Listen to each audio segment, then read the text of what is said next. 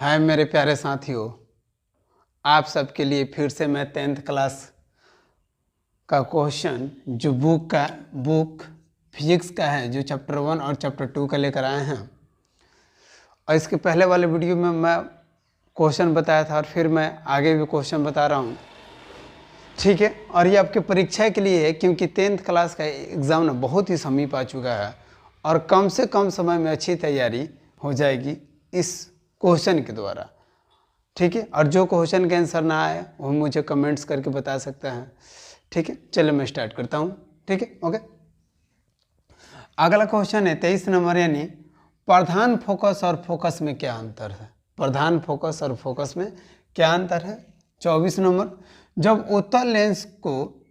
उत्तल लेंस के सामने एक वस्तु को मुख्य अक्ष और फोकस के बीच रखा जाता है, यानी यहाँ पे देखिए O और F दिया ना, कभी कभी O और S भी करके दे देता है। O F की जगह O S भी दे देगा, पर आंसर वही रहेगा, फिगर भी वही बनेगा। के बीच रखा जाता है तो बनने वाले प्रतिबिंब का किरण आरेख खींचे, ठीक है। अगला क्वेश्चन, स्वच्छ किरण आरेख द्वारा कांच के प्रिज्म से होकर प्रकाश का वर्ण विक्षेपण दिखाएं, या इसी को एक तरह से और पूछ सकता है, प्रिज्म से होकर प्रकाश के अपवर्तन की किरण आरेख खींचे। प्रिज्म से होकर प्रकाश के अपवर्तन के किरण आरेख खींचे, ऐसे आपको पता ही होगा, ठीक है। चलिए अगला देखते हैं। अवतल दर्पण में F बराबर R/2 सत्यापित करें। अवतल दर्पण में F बराबर R/2 सत्यापित करिए, आएगा तो 5 नंबर का ही आएगा, ठीक है। अब इसी को चेंज कैसे करता है हम, और यही सस्पिशन में रह जाते हैं, सर लोग नहीं बता पाते हैं बहुत सारे कि इसको चेंज करके कैसे पूछेगा। तो इसीलिए मैं आपको दोनों तरीका से बता दिया हूँ। अवतल दर्पण में फोकस दूरी F और वक्रता केंद्र R में संबंध स्थापित करें। अब यहीं पे दे देगा, उत्तल दर्पण कर देगा, ठीक। अब देखिए अगला, स्नेल के नियम क्या है भैया, तो ये प्रकाश का अपवर्तन है। प्रकाश का अपवर्तन 2 होते हैं ना, प्रकाश का अपवर्तन के 2 नियम होते हैं, ठीक है, उसी में से है। पार्श्विक विस्थापन से आप क्या समझते हैं। अवतल दर्पण के सामने वस्तु को कहाँ रखने पर प्रतिबिंब समान साइज का बनता है, या यही चेंज कर देगा, अवतल दर्पण की जगह उत्तल लेंस कर सकता है, उत्तल दर्पण कर सकता है।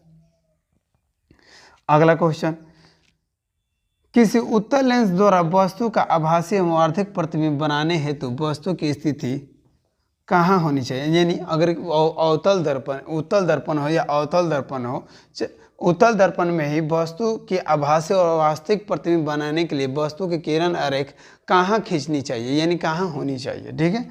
अगला क्वेश्चन, उत्तल लेंस के सामने वस्तु को कहाँ रखने पर प्रतिबिंब वस्तु के बराबर बनेगा। यानी उत्तल लेंस के सामने वस्तु को कहाँ रखने पर प्रतिबिंब जो होगा वस्तु के बराबर होगा। अगला क्वेश्चन, उत्तल लेंस में 1/v माइनस 1/u बराबर 1/f सूत्र को स्थापित करना है। उत्तल लेंस में R बराबर 2f को सिद्ध करें, ठीक है। चलिए मैं अब आगे बताऊंगा अगला क्वेश्चन, ओके। प्रकाश पुंज क्या है, ये कितने प्रकार के होते हैं, सचित्र वर्णन करें। यानी प्रकाश पुंज जानते हैं आप लोग कितने प्रकार का होता है। प्रकाश पुंज क्या है, यानी जानते ही आप लोग कि प्रकाश पुंज 3 प्रकार का होता है, अपसारी किरण पुंज, समांतर किरण पुंज और अभिसारी किरण पुंज। और जैसे समांतर किरण पुंज ये समांतर किरण पुंज हो गया ना जी, ठीक है, ये समांतर किरण पुंज हो गया। तो उसी तरह से तीनों किरण पुंज का आपको डिफिनेशन क्या लिखा है, देखिए फिर से। प्रकाश पुंज क्या है, इसका डिफिनेशन हो गया।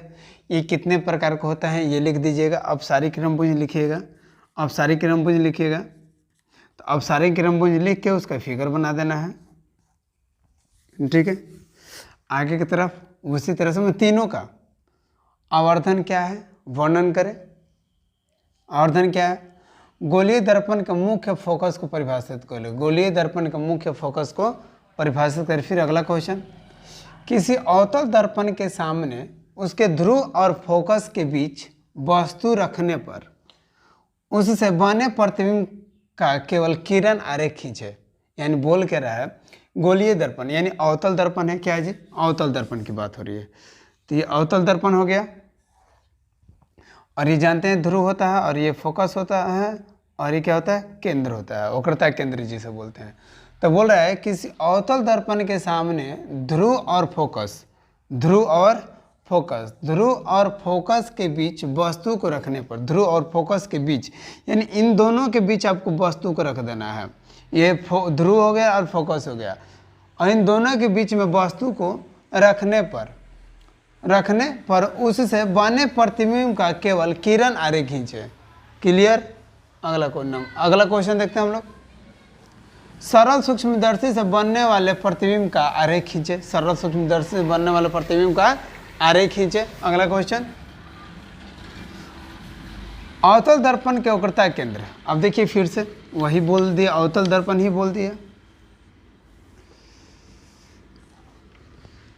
मेरा अवतल दर्पण के वक्रता केंद्र, अवतल दर्पण के वक्रता केंद्र पर रखे प्रतिबिंब, कहाँ पे ये प्रतिबिंब, अवतल दर्पण के वक्रता केंद्र पर कोई वस्तु है।